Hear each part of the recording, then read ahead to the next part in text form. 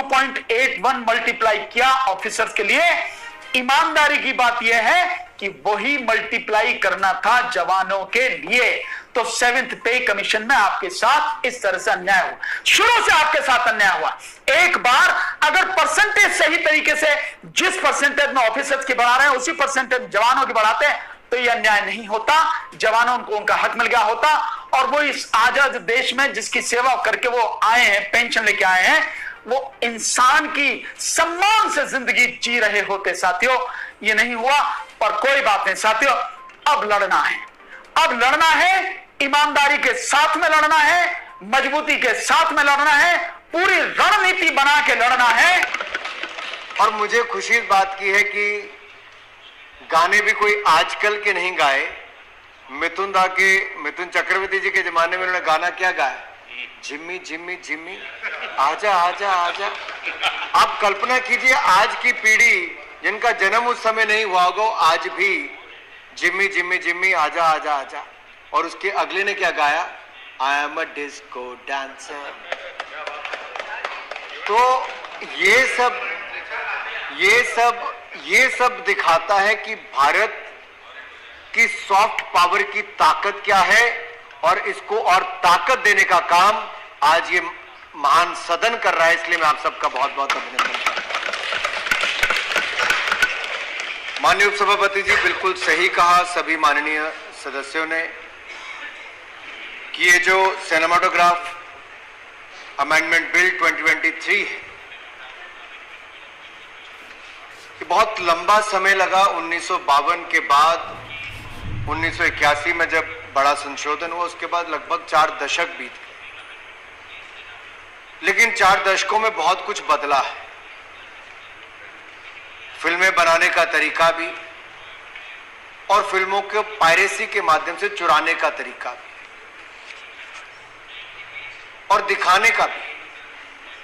जहां एक और बात चल रही है कि बड़े पर्दे पर, बड़ी स्क्रीन पर, नंबर ऑफ स्क्रीन्स बढ़े, वहीं इंटरनेट के माध्यम से आज विद इन फ्यू सेकेंड्स जो पायरेटेड आपका कंटेंट है उसको दुनिया के किसी भी हिस्से में पहुंचाया जा सकता है, कुछ सेकंड में भेजा जा सकता है। लेकिन किसी के सालों की मेहनत पर पानी फिर जाता है, किसी के धूप में अपना पसीना बहाने पर, किसी ने अपना खून पसीना बहाया है, उसकी सारी मेहनत पर पानी फेर जाता है।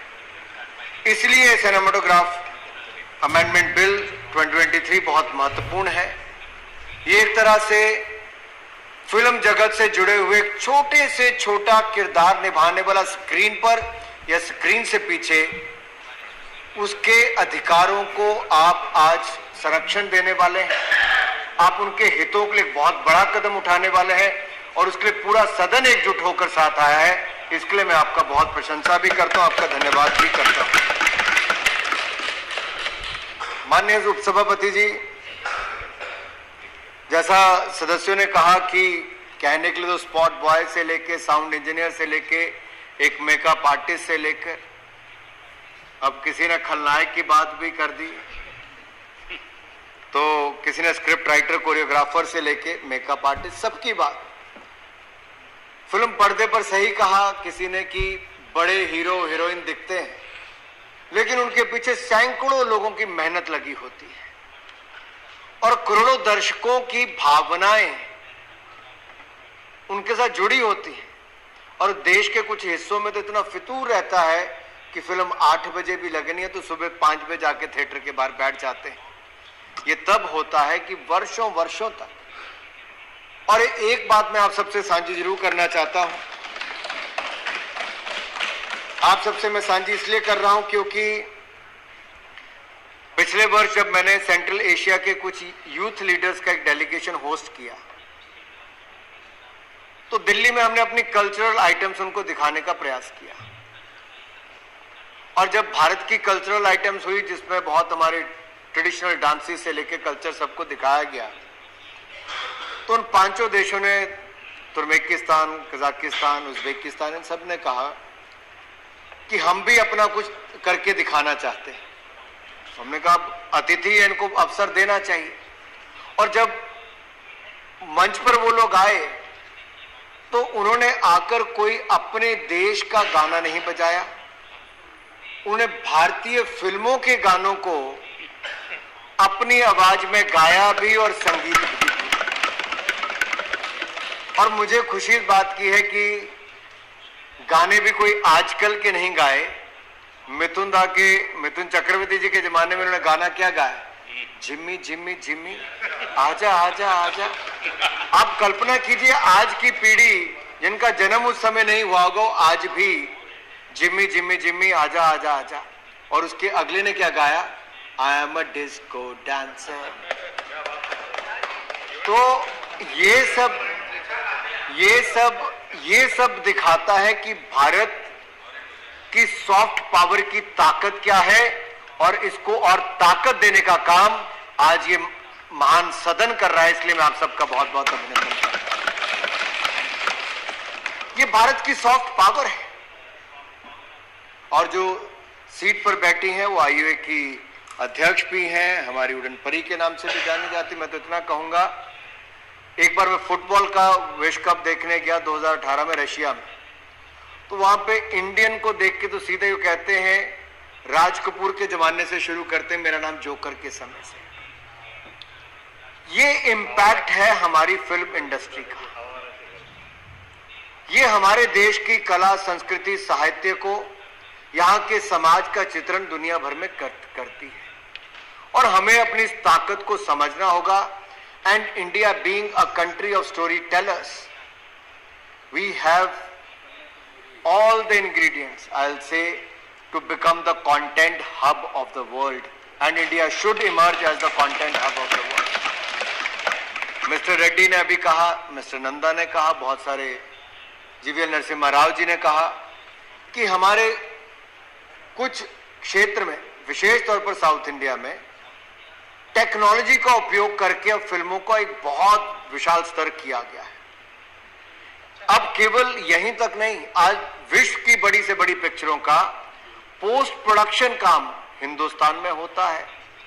एवीजीसी सेक्टर, जो एनिमेशन, विजुअल इफेक्ट्स, ग्राफिक्स और कॉमिक्स, ये सेक्टर बहुत बड़ा ग्रो कर रहा है। तो हमें कुल मिलाकर फिल्म जगत को एक बहुत बड़े अवसर के रूप में देखना चाहिए और एक बहुत बड़ी ताकत के रूप में देखना चाहिए। मैं चेयरपर्सन सर इतना ही कहना चाहूंगा कि जब यह बिल 2019 में लाया गया, तब इसमें केवल छोटा सा संशोधन था। उससे जो आपने आज की समस्या की बात कही, उससे उसका हल नहीं हो पाता। इसको वापस स्टैंडिंग कमेटी में भेजा गया।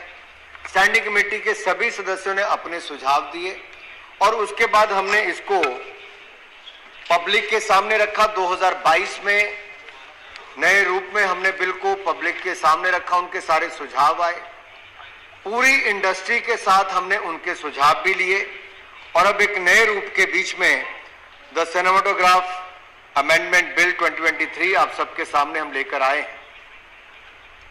इसमें मेजर कंसर्न अमेंडमेंट्स के लिए क्या थे?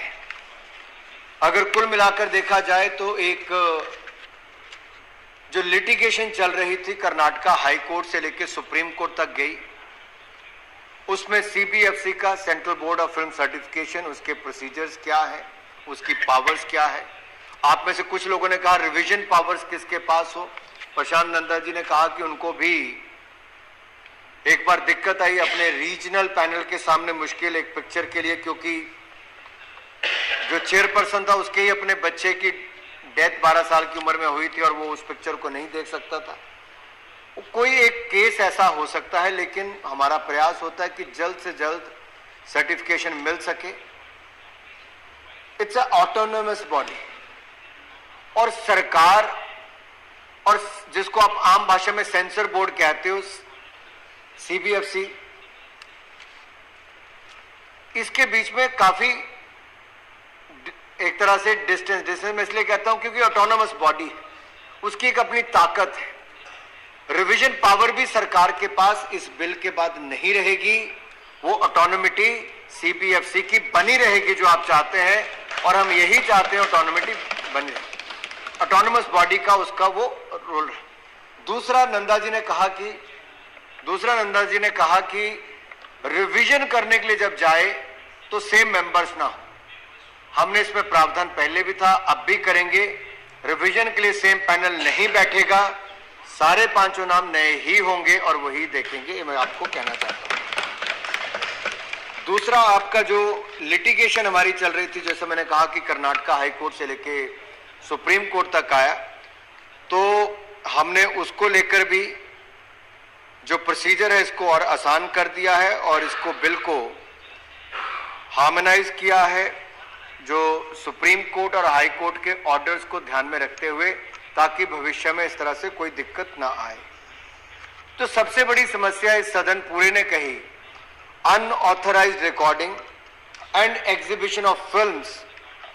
ये जो फिल्म पायरेसी से जुड़ी हुई है, अब मैं देख रहा था कि प्रशांतानंदा जी ने 18,000 करोड़ से शुरू किया तो 22,000 करोड़ तक यही बात पहुंच गई कि इतने की पायरेसी होती है। अब पायरेसी कितने की होती है किसी को नहीं पता, लेकिन इतना जरूर पता है कि कलाकारों की वर्षों की मेहनत पे पानी फेरने का काम होता है। हमने ऐसे दंड का प्रावधान यहां पर रखा है कि अगर उनकी मेहनत के साथ कोई खिलवाड़ करेगा तो उसको 3 लाख रुपए तक का जुर्माना भी हो सकता है, और उसको भी बढ़ाने का उसमें प्रावधान है, ताकि 5% जो उसकी जो बनाने की कॉस्ट है उस तक जाकर उसका किया जा सकता है, 5% तक उसका, 5% of the audited gross production cost of the film, इतना उसको फाइन हो सकता है। मान लीजिए 1000 करोड़ की पिक्चर बनी तो 50 करोड़ दंड हो सकता है, और 3 लाख से लेके इतने तक का दंड हो सकता है। और दूसरा, उसको सजा।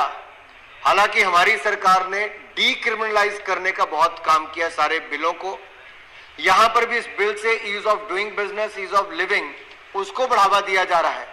लेकिन जो किसी के जीवन को बर्बाद करने पे आ जाए, किसी की मेहनत को बर्बाद करने के लिए आए, तो उसको 3 साल की सजा का प्रावधान भी इस बिल में किया गया है, ताकि फिल्म इंडस्ट्री को बचाया जा सके। इसके अलावा और बहुत सारी बातें मैं जिस पे आपको एक के बाद दूसरे पे आऊंगा। ये जो पायरेसी का धंधा है, इसको दूर करने के लिए अब पहले हम जितने बिल लाते थे, एक मजबूरी होती थी कि आर्टिकल 370, 35A के कारण जम्मू कश्मीर में बहुत सारे हमारे कानून लागू ही नहीं होते थे। लेकिन 5 अगस्त 2019 इस देश में एक ऐसा ऐतिहासिक दिन आया जब इस महान संसद ने धारा 370, 35A को सदा सदा के लिए खत्म कर दिया, और हमने भी इसमें जो बिल के साथ जुड़ा हुआ जो प्रोविजन है उसको ओमिट करने का काम इसके माध्यम से किया है। और ये मैं इसलिए कह रहा हूं क्योंकि धारा 370, 35A के हटने के बाद जम्मू कश्मीर में बहुत एक तरह से शांति भी आई है, आतंकवादी घटनाओं में कमी आई है, पथराव की घटनाएं बंद हुई है, और हमारे सिनेमा हॉल भी बढ़कर अब 7 होने वाले हैं, जिसमें से बांदीपुरा, गांदरबल और कुलगाम डिस्ट्रिक्ट में हमारे इसी महीने तक, अगले 1-2 महीनों में नए सिनेमा हॉल्स खुल जाएंगे। तो जो कश्मीर जहां कभी पथराव की घटनाएं होती थी, आज हमारी फिल्में भी वहां पर प्रदर्शित होने का काम जोर शोर से होगा। शूटिंग भी वहां पर होती है, बहुत सारी फिल्मों की पूर्व में शूटिंग हुई, अब उसको भी वहां पर बल दिया जा रहा है। माननीय एलजी महोदय ने बहुत सारे कदम उस दिशा में उठाए हैं। हमारी फिल्मों का कुछ लोगों ने कहा कि क्या हुआ, अगर आप देखेंगे तो बाफ्टा की बात करूं या ऑस्कर की बात करूं या अंतर्राष्ट्रीय मंचों पर भारतीय फिल्मों ने बहुत बड़े बड़े मुकाम हासिल किए, अवार्ड जीते हैं, और मुझे प्रसन्नता इस बात की है क्योंकि बिजनेस करना एक अलग बात है कि एक फिल्म ने इतना बिजनेस किया। देश के लिए दूसरा बड़ा सम्मान होता है कि रिकॉग्निशन कहां जाकर मिली, और बाफ्टा में, ऑस्कर में जाकर द एलिफेंट विस्परर्स को डॉक्यूमेंट्री की श्रेणी में, और हमारी आरआर को भी वहां पर ऑस्कर अवार्ड मिले, तो पूरे देश के लिए गौरवशाली पल था, जिस सबका हमें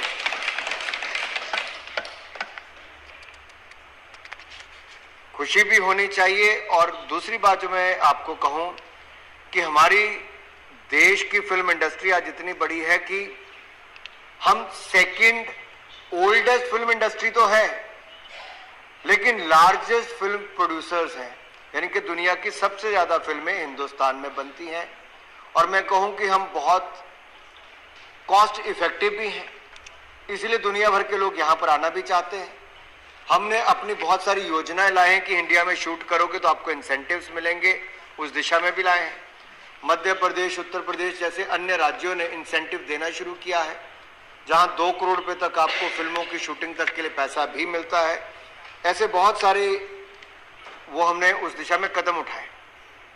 एवीजीसी के लिए हम बहुत जल्दी इंस्टीट्यूट्स खोलने वाले हैं, ताकि एवीजीसी सेक्टर में हमारे हजारों विद्यार्थी वो प्रशिक्षण ले सके, उनको स्किल्स मिले और फिल्म जगत को उसमें बल मिल सके।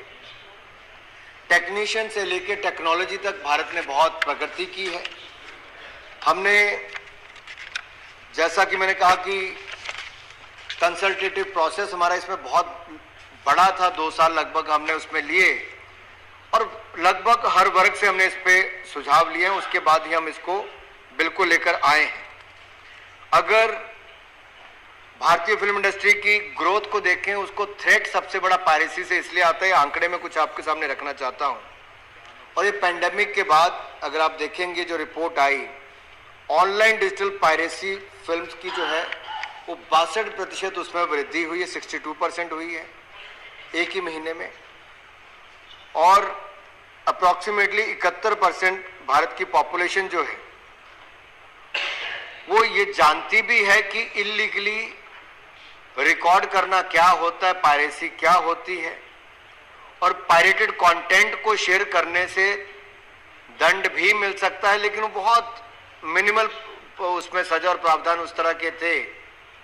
तो इसीलिए हमने प्रयास किया है कि ये जो, मान लीजिए आप फोन लेके अपना थिएटर में गए, आपने कोई शॉट 1 मिनट के लिए रिकॉर्ड किया, कुछ समय के लिए किया, लेकिन आप उसको एग्जिबिट कहीं नहीं कर रहे, तो किसी ने पूछा कि क्या उसके लिए भी दंड देंगे? नहीं, उसके लिए दंड नहीं देंगे, हमने उसको सजा नहीं रखी। लेकिन आप रिकॉर्ड करते हैं पूरी फिल्म और कहीं पर उसको एग्जिबिट करते हैं, उसके लिए इसमें सजा का प्रावधान है 6A के अंतर्गत, वो हमने इसमें रखा ही है। जन विश्वास बिल हम लेकर आए, उसमें भी काफी आपके जो रूल्स हैं, जो हमारे क्रिमिनलिटी उसको कम करने का उसमें प्रयास किया गया है। इसमें जो एज ग्रुप की बात आप में से कुछ सदस्यों ने पूछी, वो मैं इसलिए भी कहना चाहता हूं कि ये कोई जैसे OTT पर है, आप घर पर बैठते हैं, अब केबल टेलीविजन नेटवर्क के रूल के अनुसार तो एक प्रोग्राम कोड आता है, उसके अनुसार ही आपको टेलीविजन पर प्रोग्राम देखने को मिलते हैं। तो उसका उल्लंघन कोई करेगा तो उसमें अलग सजा है केबल टेलीविजन नेटवर्क के अंतर्गत। अब ओवर द टॉप प्लेयर्स जितने भी हैं OTT प्लेटफॉर्म पर, उनके लिए सेल्फ रेगुलेशन का हमने एक तरीका रखा है, तो उसमें भी एज ग्रुप्स को अलग अलग रखा और दुनिया भर में ऐसे ही चलते हैं।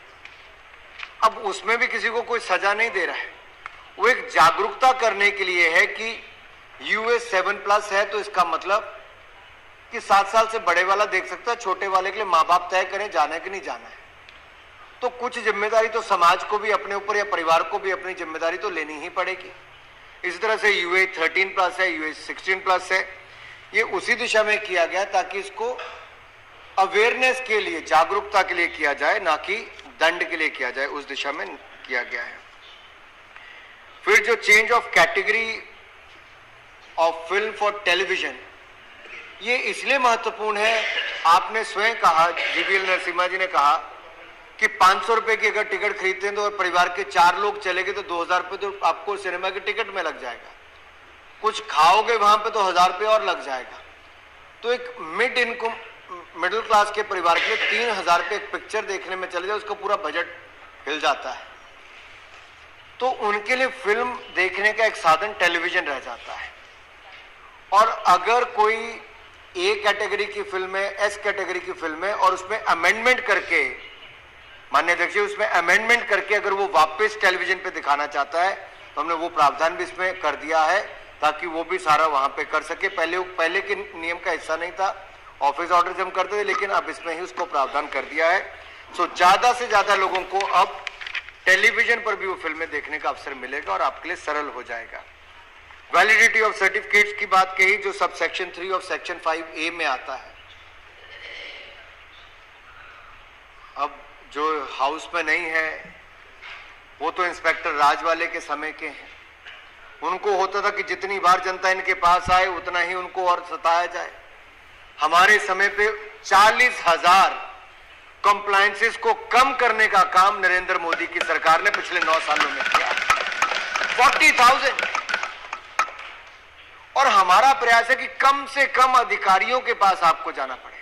और हम तो ये भी चाहते हैं कभी आपसे कोई गलती हो भी गई तो आप मानकर कह दीजिए गलती हो गई, तो आपको दंड ही ना देना पड़े। हम दिशा में जाने की काम कर रहे हैं। आखिरकार देश के लोगों के लिए कानून बना रहे हैं। तो इसमें भी जो 10 साल के बाद आपको रिवीजन के लिए आना पड़ता था वापस सर्टिफिकेट लेने के लिए, वो अब आपको परपेचुअल मिल जाएगा, आपको सारी उम्र के लिए मिल जाएगा। आपको वापस आने की जरूरत नहीं है। आप उसको पहले एग्जीक्यूटिव ऑर्डर से किया। जो रिवीजन पावर जो सेंट्रल गवर्नमेंट की आपने कही, वो हमने बिल्कुल खत्म कर दी है। सेंट्रल गवर्नमेंट रिवीजन पावर नहीं उसका इस्तेमाल करेगी। जो सेक्शन 6 के सब सेक्शन 1, जिसको KM Shankarappa versus union of India के जजमेंट में कर्नाटक हाई कोर्ट फिर सुप्रीम कोर्ट में भी उनके ऑर्डर को अपहेल्ड किया था, तो हमने उसको करके अपनी रिवीजन पावर्स को केंद्र सरकार की खत्म कर दिया है। इसमें एक किसी का सुझाव प्रश्न ये आता कि कॉपीराइट एक्ट जो है, तो क्या कॉपीराइट एक्ट का क्या होगा? देखिए, आपको इस कानून के अंतर्गत जो है सिनेमाटोग्राफ अमेंडमेंट बिल, इसके बाद इसके अंतर्गत तो 3 साल की सजा वो अलग है। कॉपीराइट एक्ट के अंतर्गत अगर आप अलग से, मैं आपके लिए पढ़ भी देता हूं प्रोविजन को, any person who commits an act that has been prohibited under clause 6AA and 6AB will be liable to be punished with imprisonment for a term which shall not be less than 3 months but may be extended to 3 years under clause 7(1)(a) of the 2023 bill. Additionally, the person will be liable to pay a fine not exceeding 3 lakh rupees, which may extend to 5% of the audited gross production cost of the film. It further clarifies that certain acts as provided under section 52 of the Copyright Act 1957 will not be punishable under this provision, which is the section 52 lays down a list of certain types of work such as literary works, film, artistic work, etc., and the types of action which would not be considered copyright infringement. But I have to read a couple of more lines for the knowledge of the House. Under clause 7(1)(b) of the 2023 bill also provides that any person who is holder of the copyright of a film may, and whose copyright has been infringed in the manner provided under clause 6AA and 6AB, can, in addition to actions taken under the Cinematograph Act, take suitable action for infringement of their copyright in the film under section 51 of the Copyright Act 57, or take suitable action for computer related offences under section 66 of the Information Technology Act 2000, or any other relevant laws for time being in force. Further, appropriate government or its agencies shall not be prevented from taking suitable action against an intermediary under subsection 3 of the section 79 of the Information Technology Act. While inserting clauses for piracy, the 2023 bill aims to harmonize the Cinematograph Act 2023 with the existing laws which address the issues of piracy, vis-a-vis the Copyright Act 1957 and the IT Act 2000. So I think this makes the things very, very clear as far as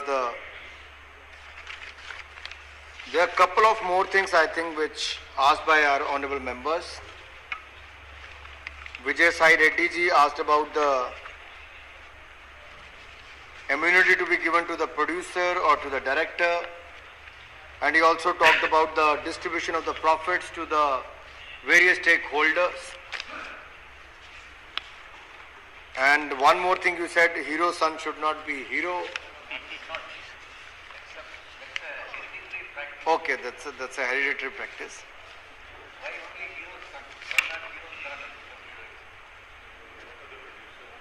So I think let us leave few things to the industry. Let's not restrict it, as we have given more freedom in the OTT sector. But many members also raised few issues related to the OTT sector. Let me say this here. Rules for OTT platform is little different than this. That comes under the Code of Ethics under the IT Act. That gives them the self-regulatory powers. I have noted the complaints received by the honorable members about the language, vulgarity or nudity, these kind of things which are of concern for any Indian family. I would like to tell the House, about 7 days back, I have called a meeting with all the big and the other OTT players in Delhi. और 7 दिन पहले मैं chair के सामने कहना चाहता हूं कि 7 दिन पहले जब मैंने मीटिंग बुलाई थी तो इन सारे OTT प्लेटफॉर्म्स वालों को मैंने कहा कि सेल्फ रेगुलेशन का मतलब ये है कि जिम्मेदारी आपके कंधों पर है। अगर आप अपनी जिम्मेदारी ढंग से नहीं निभाओगे तो आप मजबूर करोगे कोई ना कोई और कदम उठाने के लिए। हम नहीं चाहते कि हम किसी, देखिए आपको क्रिएटिविटी के लिए थोड़ा स्पेस तो उनको देना ही पड़ेगा, और ये नया प्लेटफॉर्म है, थोड़ा समय भी हो सकता है इसमें लगे, लेकिन आप लोगों ने बहुत महत्वपूर्ण विषय उठाए। एक बार फिर जब वो अपने रिपोर्ट देंगे क्या क्या कदम वो उठाने वाले हैं, हम उनके सामने इस हाउस में जो बातें हैं उसको अवश्य उनके सामने रखेंगे। जो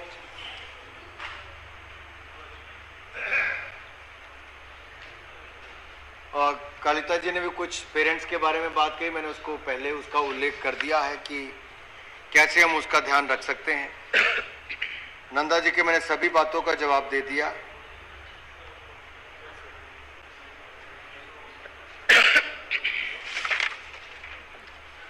अशोक वाजपेयी जी ने तो राजा हरिश्चंद्र से लेके बाकी सब तक अपनी बात कही है। तंबिदुराई जी ने तमिल फिल्म इंडस्ट्री से तो रेड्डी जी ने तेलुगु फिल्म इंडस्ट्री तक बहुत बड़ा योगदान दोनों फिल्म इंडस्ट्री का है, इसमें कोई दो राय नहीं है। उड़िया फिल्म इंडस्ट्री का भी हमने कह दिया। अब मैं चाहता था कि पश्चिम बंगाल के सांसद भी यहाँ उपस्थित होते और पश्चिम बंगाल की फिल्म इंडस्ट्री की बात भी करते, क्योंकि सत्यजीत रे से लेके श्याम बेनेगल से लेके ऐसे अन्य बड़े नाम, अब विप्लव देव जी ने तो एस डी बर्मन से लेके आर डी बर्मन जी तक को याद किया जो महान संगीतकार थे। और मैं यही नहीं, बाकियों ने भी अपने अपने क्षेत्र के, डॉक्टर सोनल मान सिंह तो अपने आप ही इस क्षेत्र में एक बहुत बड़ा नाम है, कला संस्कृति साहित्य पूरा सब इसमें। आप सबके जो सुझाव को मैं सुझाव के रूप में ले रहा हूं, जो आपके कंसर्न वाले इश्यूज थे मैंने अधिकतर इश्यूज का यहाँ पे जवाब दे दिया है। अगर इसके अलावा भी आपके मन में कोई और सवाल है तो एक आपके मन में था कि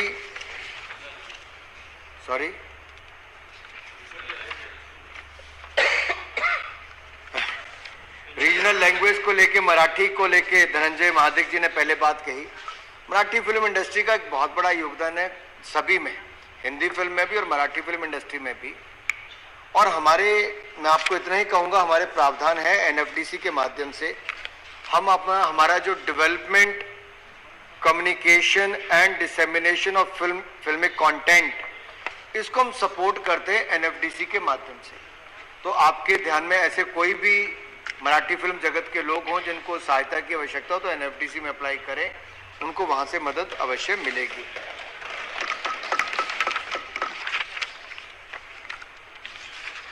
chairperson sir, chairperson ma'am, I would like to